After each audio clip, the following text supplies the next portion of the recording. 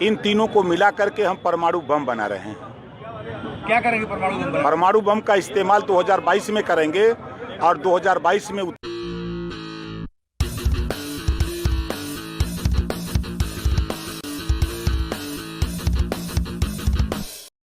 नीचे थोड़ा आईडी नीचे रहे। ओम प्रकाश जी, संक्षेप में जानना चाहेंगे आज किस कार्यक्रम में आप आए हैं? और देखिए, फल व्यवसायी सोसाइटी जो वेलफेयर साथियों ने बनाया है, इनकी डिमांड है कि हमारे लिए एक मंडी बनाई जाए। आए दिन इनके साथ जुल्म जाती अत्याचार होता है।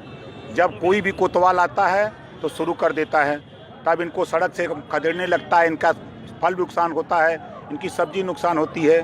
तो इसके लिए इन लोगों की डिमांड जो है आज लंबे समय से है कि हमको एक मंडी बना के दे दिया जाए ताकि हम वहाँ सुचारू रूप से अपने बिजनेस को कर सकें। तो इसके लिए ये लोग धरने पर बैठे हैं। इस धरने में, इस लड़ाई में हम लोग इनके साथ हैं। आपने अभी परमाणु बनाने की बात करी, वो क्या योजना है आपकी, उसके बारे में बताएं। देखिए, इस देश में दलित, पिछड़ा, अल्पसंख्यक बहुत परेशान है।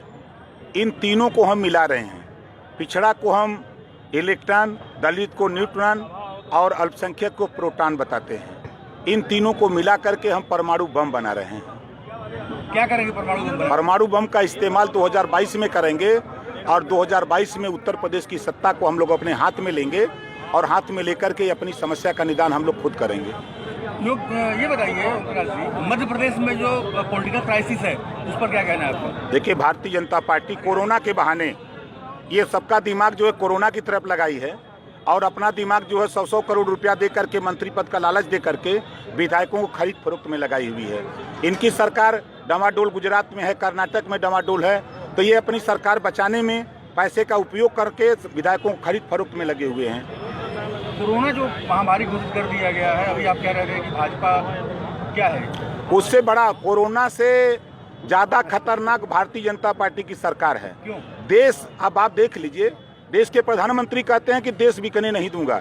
रेलवे बेच दिया, बैंक बेच दिया, LIC बेच दिया, एयरपोर्ट बेच दिया, LIC बेच दिया, 28 विभाग बेच दिया। पूरे देश को बेचने जा रहे हैं। जब ये पूरे देश को प्राइवेट में दे देंगे तो क्या होगा देश का?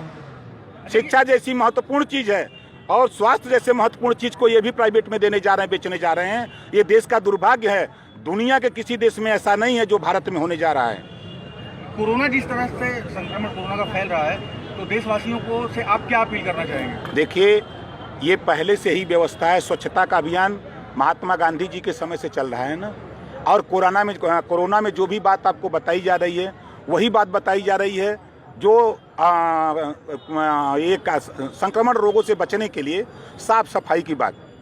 आप साफ सुथरा रहिए, स्वच्छ रहिए, यही बात है ना।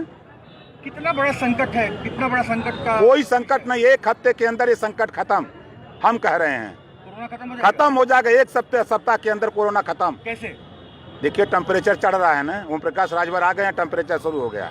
खत्म हो जाएगा कोरोना? हाँ, खत्म हो जाएगा। अगर आपने अभी तक चैनल को सब्सक्राइब नहीं किया है तो प्लीज सब्सक्राइब कीजिए और ताज़ा अपडेट पाने के लिए बेल आइकन को दबाना ना भूलें।